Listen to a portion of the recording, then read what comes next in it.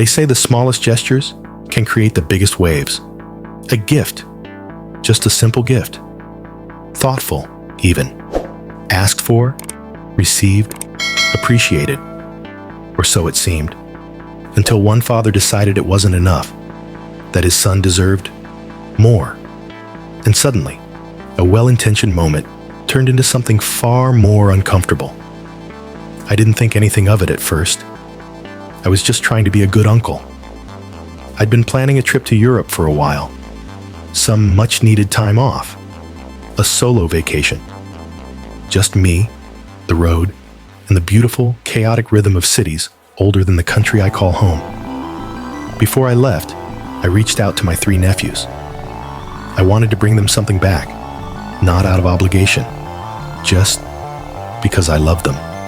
Albert, my sister's boy, asked for a cap from his favorite football club, the kind of item that's overpriced, mass-produced, and, somehow, absolutely sacred when you're 14 and obsessed with a team. Nathan, my brother's oldest, had only one request: chocolate. Not just any chocolate, the kind he'd tried once before, Pishinger, Dubai style, from when their grandpa had gone abroad. Apparently, he was the only one who liked it. And Sam, my brother's youngest, asked for something I wasn't expecting. He wanted museum guidebooks. 2, specifically. From 2 different places he'd read about in a library book. I remember smiling at that. It was so Sam. Quiet, curious, gentle. I thought to myself, this is a kid who doesn't just want things. He wants stories. He wants to learn, to hold something in his hands that tells him where he hasn't yet been, but desperately wants to go. So I got them all what they asked for. Albert's cap was from the official team shop. Nathan's chocolate had to be hunted down, but I found it. And for Sam, I went to both museums. Not just for the free pamphlets, they had those, but I wanted to get him something with more substance, something real, from the gift shop, beautifully printed, full of art, history, notes, translations. The kind of thing that could sit on a shelf and be opened again and again, each time unfolding new details. When I came home, I wrapped the gifts. No ceremony, just a quick visit to drop them off.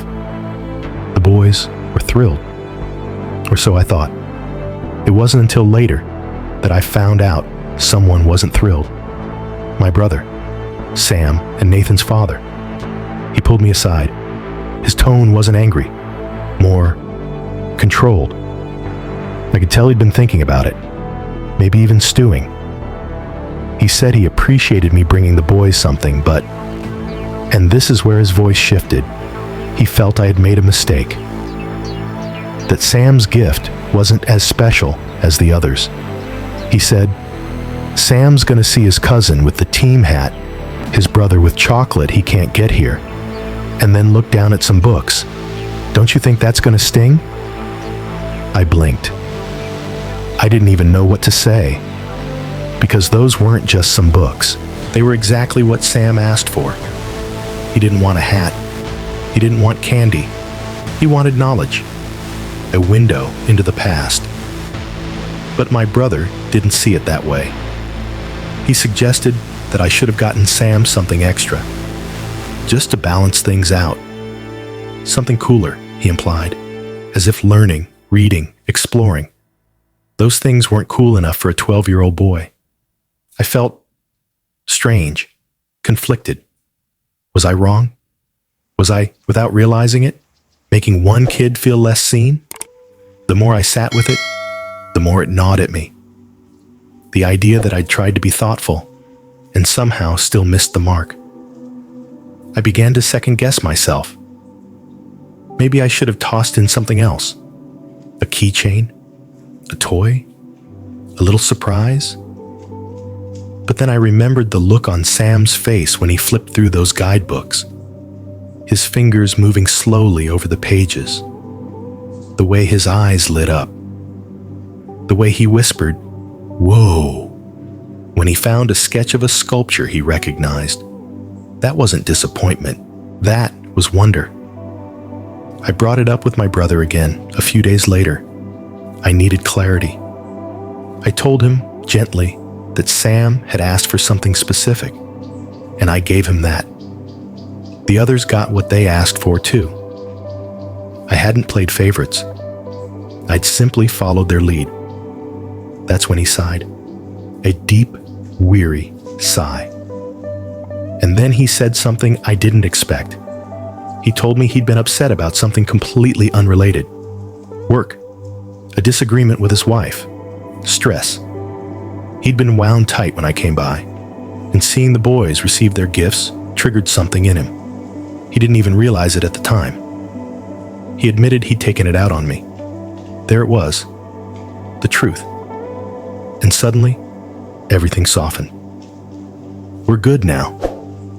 The air is clear, but I still think about what he said, because it raised a deeper question. How often do adults judge the worth of a child's joy through their own lens?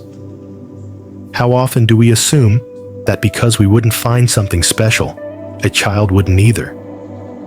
My brother looked at those guidebooks and saw paper. He saw something boring, something dull. But Sam? Sam saw worlds, ancient cities, timelines, lives lived and lost. He saw art and architecture. He saw magic. And honestly, between the cap and the candy, I think he got the most special gift of them all. Because what's more special than being heard? What's more powerful than asking a child what they love and then saying, I see you, I honor that?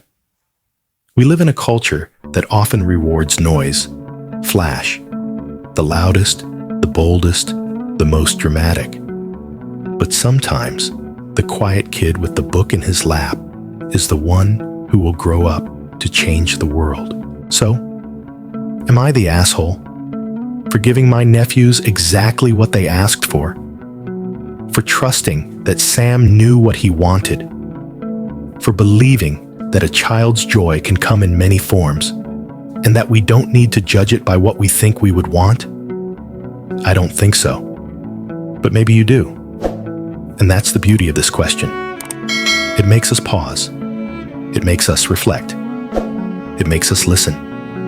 And now, a moment from the host. Here's what I keep thinking about.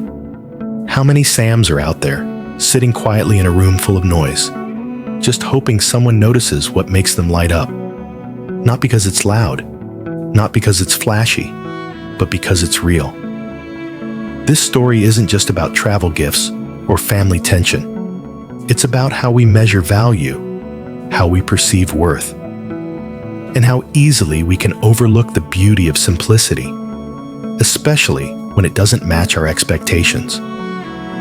There's something sacred about honoring a person's request, even when it doesn't make sense to us. That's empathy. That's love. So the next time you ask someone what they want, and they give you an answer you wouldn't have chosen, don't question it. Don't upgrade it. Don't fix it. Just listen. Follow through. Let them feel seen. That's the gift. Now, I want to hear from you. Have you ever had someone misunderstand what made something special to you?